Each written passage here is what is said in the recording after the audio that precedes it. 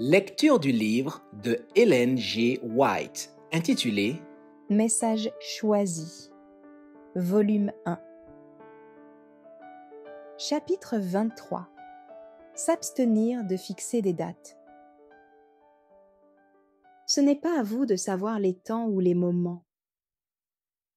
Après qu'il eut souffert, il leur apparut vivant et leur en donna plusieurs preuves, se montrant à eux pendant 40 jours et parlant des choses qui concernent le royaume de Dieu.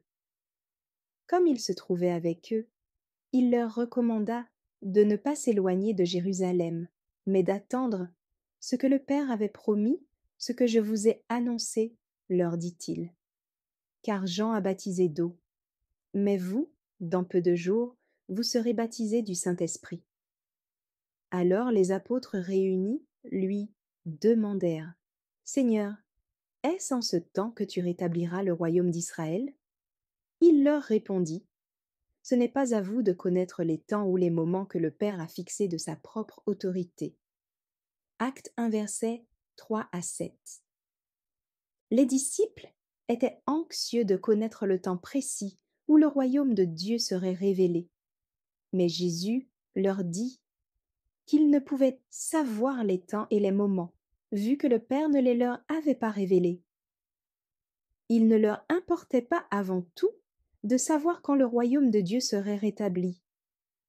Leur devoir consistait à suivre le Maître en priant, en attendant, en veillant et en travaillant. Ils devaient représenter au monde le caractère du Christ. Ce qui était essentiel au jour des disciples pour assurer le succès d'une expérience chrétienne est encore essentiel aujourd'hui. Il leur répondit, « Ce n'est pas à vous de connaître les temps ou les moments que le Père a fixés de sa propre autorité. Mais vous recevrez une puissance, le Saint-Esprit survenant sur vous, et vous serez mes témoins à Jérusalem, dans toute la Judée, dans la Samarie, et jusqu'aux extrémités de la terre. » Actes 1, versets 7 et 8. Profitez des occasions actuelles. C'est ici l'œuvre dans laquelle nous devons nous engager, nous aussi. Au lieu de vivre dans l'attente de quelques moments particuliers et sensationnels, nous devons profiter sagement des occasions actuelles, faisant tout ce qu'il faut pour sauver les âmes. Au lieu d'épuiser nos facultés mentales dans des spéculations relatives au temps et au moment dont le Seigneur s'est réservé la disposition et qu'il a caché aux hommes, nous devons nous abandonner à la direction du Saint-Esprit pour accomplir les devoirs actuels, pour donner le pain de vie, non frelaté par l'adjonction d'opinions humaines, aux âmes qui périssent, faute de vérité.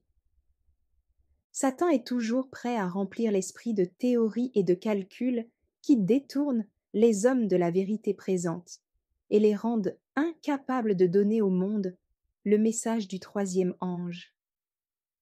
Il en a toujours été ainsi. En effet, notre Sauveur a souvent dû réprimander ceux qui se livraient à des spéculations et cherchaient toujours à savoir ce que le Seigneur n'a pas révélé. Jésus était venu sur la terre pour communiquer aux hommes d'importantes vérités. Il tenait à leur faire comprendre la nécessité de recevoir et de suivre ses préceptes et ses instructions, de s'acquitter de leurs tâches actuelles.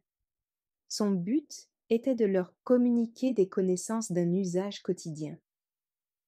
Jésus a dit, « La vie éternelle, c'est qu'ils te connaissent, toi, le seul vrai Dieu, et celui que tu as envoyé, Jésus-Christ. » Jean 17, verset 3. Tout ce qui était fait ou dit ne visait qu'un seul but, river la vérité dans leur esprit, afin de leur permettre d'atteindre la vie éternelle. Jésus n'est pas venu pour éblouir les hommes en leur annonçant un temps particulier où se produira quelque grand événement. Il est venu instruire et sauver les hommes perdus. Il n'est pas venu susciter et satisfaire la curiosité, ce qui n'aurait fait que déguiser la curiosité et d'accroître la soif du merveilleux. Son but était de communiquer des connaissances aptes à accroître les énergies spirituelles et à faire progresser dans la voie de l'obéissance et de la vraie sainteté. Il n'a donné que des instructions appropriées aux besoins immédiats, des vérités pouvant être transmises à d'autres avec le même objet. Il n'a pas apporté aux hommes de nouvelles révélations, mais s'est contenté d'ouvrir leur intelligence au sujet de vérités longtemps obscurcies ou mal appliquées par de faux enseignements donnés par les prêtres et les docteurs. Jésus a replacé les pierres précieuses de la vérité dans leur cadre naturel, dans l'ordre où elles avaient été données aux patriarches et aux prophètes. Et après leur avoir donné de précieuses instructions, il leur promit le Saint-Esprit, qui devait leur rappeler tout ce qu'il leur avait dit. Nous courons un danger continuel, celui de nous élever au-dessus de la simplicité de l'Évangile. Certains ont un intense désir de surprendre le monde avec quelque chose d'inédit et d'extasiant, qui offre une expérience toute nouvelle. Il est vrai qu'il faut apporter un changement à l'expérience actuelle, car le caractère sacré de la vérité présente n'est pas reconnu comme il devrait l'être. Cependant, ce qu'il nous faut, c'est un changement du cœur que chaque individu doit obtenir pour son compte en recherchant la bénédiction divine, en suppliant Dieu d'accorder sa puissance, en demandant avec ferveur que sa grâce descende sur nous et que nos caractères en soient transformés. Voilà le changement dont nous avons besoin aujourd'hui. Pour réaliser cette expérience, il faut déployer les efforts les plus énergiques, les plus persévérants, et manifester le zèle le plus sincère. Nous devons demander sérieusement: que dois-je faire pour être sauvé? Il nous faut surveiller les pas que nous faisons vers le ciel. Un avertissement: ne pas fixer des dates. Le Christ a donné à ses disciples des vérités dont ils n'étaient guère capables d'apprécier ou même de comprendre la largeur, la profondeur et la valeur. Le peuple de Dieu se trouve aujourd'hui dans les mêmes conditions. Nous n'avons pas su mesurer la grandeur ni percevoir la beauté de la vérité que Dieu nous a confiée. Si nous faisions des progrès dans la connaissance spirituelle, la vérité prendrait à nos yeux des développements insoupçonnés, mais jamais dans le sens de nous permettre de savoir les temps et les moments que le Père s'est réservés. J'ai bien des fois mis en garde contre la tentation de fixer des dates. Le peuple de Dieu ne recevra plus jamais un message basé sur le temps. Nous ne pouvons connaître exactement ni le temps de l'effusion du Saint-Esprit, ni celui de la venue du Christ. Avant de venir à cette réunion, j'ai cherché dans mes écrits pour voir ce que je devais prendre avec moi en Australie. J'ai découvert une enveloppe portant cette suscription. Témoignage donné concernant la fixation de date 21 juin 1851 à conserver avec soin. Je l'ai ouverte et voici ce que j'y ai lu. Récit d'une vision que le Seigneur a donnée à Sir White le 21 juin 1851 à Camden, New York. Le Seigneur m'a montré que le message doit aller de l'avant et qu'il ne faut pas le faire dépendre du temps, car la question du temps ne sera jamais plus un objet de foi. J'ai vu que quelques-uns s'excitaient à tort en prêchant le temps. Le message du troisième ange peut se suffire, sans faire intervenir la question du temps. Il ira de l'avant avec une grande puissance, accomplissant son œuvre et sera abrégé en justice. J'ai vu que quelques-uns font tout aboutir à l'automne prochain. Ils se livrent à des calculs et vendent leurs propriétés eu égard à ce temps. J'ai vu qu'il y a là une erreur pour la raison que voici. Au lieu de s'adresser à Dieu jour après jour, afin de connaître le devoir du moment, ces personnes ont regardé en avant et abouti à des calculs selon lesquels l'œuvre devrait prendre fin cet automne. Cela sans interroger Dieu touchant le devoir quotidien. C'est ici le document sur lequel je suis tombée lundi passé en examinant mes écrits. En voici un autre qui concernait un individu qui fixait une date en 1884 et donnait une grande publicité à ses arguments destinés à soutenir ses théories. Au congrès de Jackson, Michigan, on me rapporta ce qu'il faisait, et j'ai dit à mes auditeurs qu'il ne fallait pas prêter attention à la théorie de cet homme, car l'événement par lui annoncé n'aurait pas lieu. Les temps et les moments constituent le monopole de Dieu. Pourquoi Dieu ne nous les a-t-il pas fait connaître? Parce que nous ne saurions en faire un bon usage. Une telle connaissance, si elle était en possession de notre Église, aurait pour effet de beaucoup retarder l'œuvre de Dieu, qui consiste à préparer un peuple capable de rester debout au grand jour qui vient. Notre vie ne doit pas dépendre d'excitations relatives au temps. Nous ne devons pas nous laisser envahir par des spéculations concernant les temps et les moments que Dieu ne nous a pas révélés. Jésus a ordonné à ses disciples de veiller, mais non en vue d'un temps précis.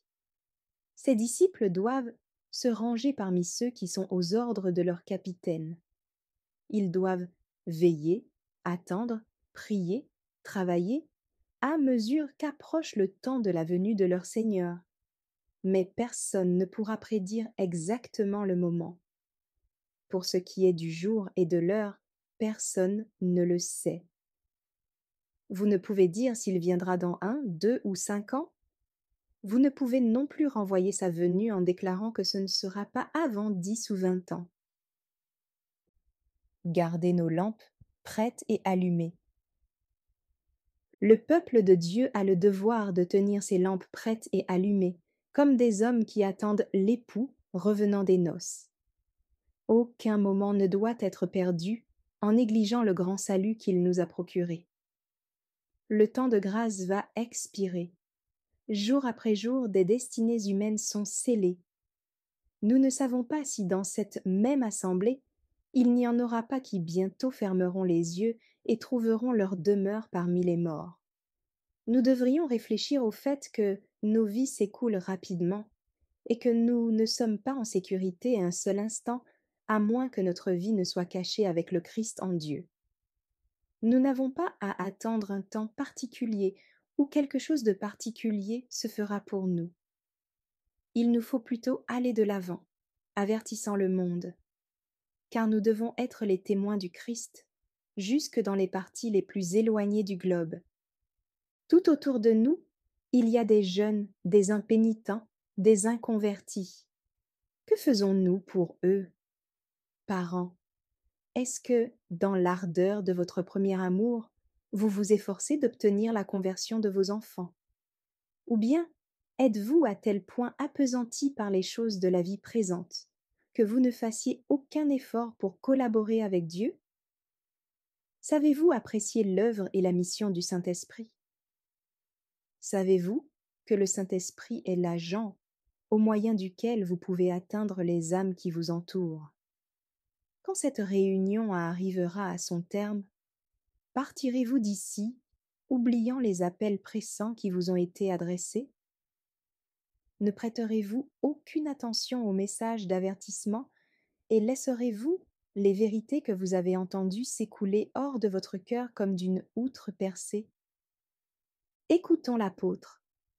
C'est pourquoi nous devons d'autant plus nous attacher aux choses que nous avons entendues, de peur que nous ne soyons emportés loin d'elles. Car si la parole annoncée par des anges a eu son effet, et si toute transgression et toute désobéissance a reçu une juste rétribution, comment échapperons-nous en négligeant un si grand salut, qui, annoncé d'abord par le Seigneur, nous a été confirmé par ceux qui l'ont entendu, Dieu appuyant leur témoignage par des signes, des prodiges et divers miracles, et par les dons du Saint-Esprit, distribués selon sa volonté. Hébreux 2 versets 1 à 4. Le message du troisième ange doit s'enfler jusqu'à déboucher dans un grand cri. Vous ne pouvez vous permettre de négliger le devoir actuel et vous imaginez qu'à un certain moment de l'avenir, vous allez bénéficier d'une riche bénédiction quand un réveil magnifique se produira sans le moindre effort de votre part. C'est aujourd'hui que vous devez vous donner à Dieu pour qu'il fasse de vous un vase d'honneur propre à son service. C'est aujourd'hui que vous devez vous donner à Dieu pour être vidé du moi, vidé de l'envie, de la jalousie, de tout mauvais soupçon, de l'esprit de contention, de tout ce qui déshonore Dieu. C'est aujourd'hui que votre vase doit être purifié, préparé pour la rosée céleste, pour les ondées de la pluie de l'arrière-saison.